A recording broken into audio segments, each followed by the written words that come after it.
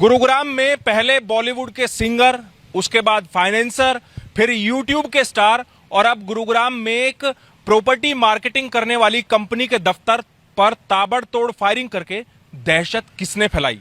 आपको इस खबर में दिखाएंगे कि शाम होते ही लग्जरी गाड़ियों पर ताबड़तोड़ फायरिंग किसने की। नमस्कार, मैं हूं सुनील यादव और आप देख रहे हैं गुरुग्राम न्यूज। गुरुग्राम में अगर फायरिंग की बात आती है तो एक दो नहीं बल्कि दर्जनों राउंड फायरिंग करके बदमाश बड़ी आसानी से फरार हो जाते हैं।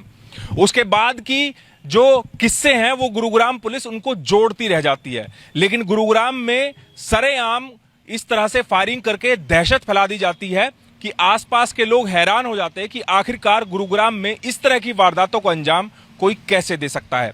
ताजा घटना गुरुग्राम के सेक्टर 45 इलाके में हुई है, जहां पर एक प्रॉपर्टी मार्केटिंग करने वाली कंपनी जिसका नाम MNR बिल्डमार्क है, इस कंपनी के दफ्तर पर बीती रात लगभग 9:15 बजे के आसपास कुछ बदमाश आए और उन्होंने आते ही इस कंपनी के दफ्तर पर ताबड़तोड़ फायरिंग करनी शुरू कर दी। उस फायरिंग के निशान यहां पर मौजूद हैं, वो जो आप तस्वीरों में देख रहे हैं कि यहां पर मौजूद जितने भी शीशे हैं वो चकनाचूर हो चुके हैं और जो कुछ शीशे बचे हुए हैं उनमें गोलियों के निशान आपको साफ तौर पर नजर आ रहे हैं। इसके अलावा इस दफ्तर में लाखों रुपए की महंगी लग्जरी गाड़ियां खड़ी हुई हैं, BMW है, जैगवार है, उनके ऊपर भी गोलियां बरसाई गई हैं।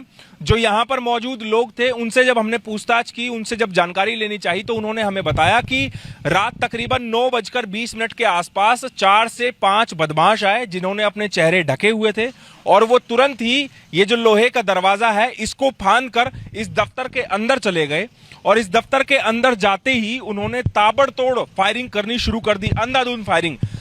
जब पिछले महीने फायरिंग हुई थी यूट्यूब स्टार एल्विश यादव के घर पर तो उसकी तस्वीरें हमने आप लोगों को दिखाई थी। कुछ उसी अंदाज में यहां पर बदमाशों ने आज गुरुग्राम में एक और घटना को अंजाम दिया है और यहां पर चारों तरफ उन्होंने फायरिंग करते हुए दहशत फैलाने की कोशिश की है।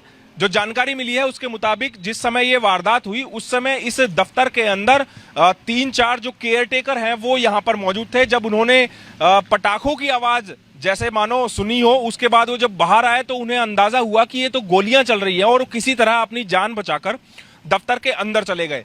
बदमाश यहां पर कुछ मिनटों तक इसी तरह ताबड़तोड़ फायरिंग करते रहे।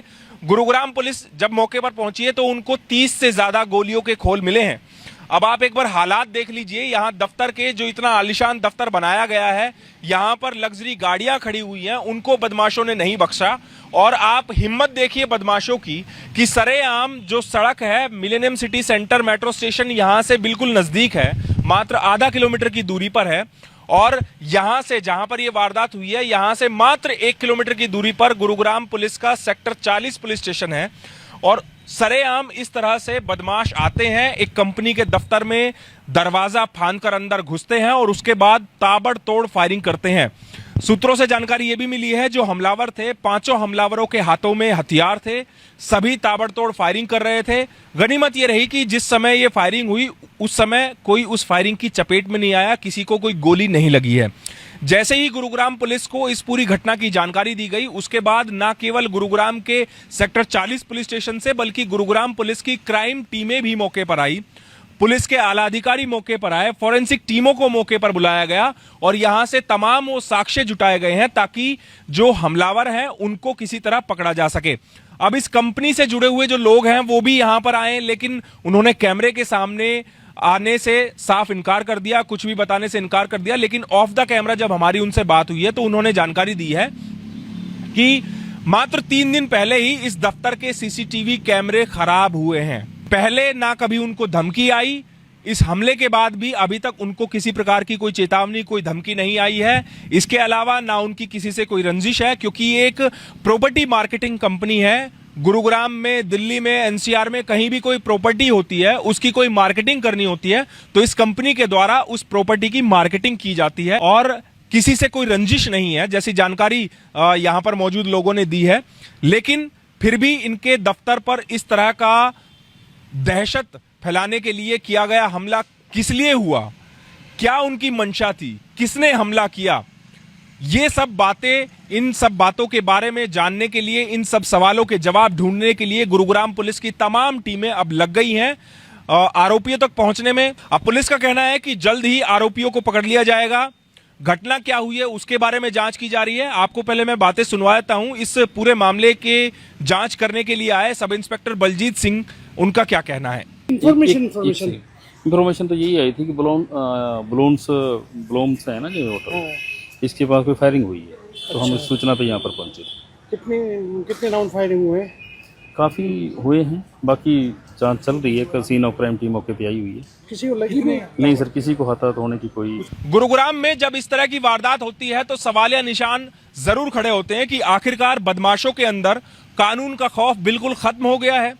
हाल फिलहाल में जो गुरुग्राम में घटनाएं हुई हैं उनमें लगभग सभी आरोपियों को गुरुग्राम पुलिस गिरफ्तार कर चुकी है, सभी का हाफ एनकाउंटर कर चुकी है।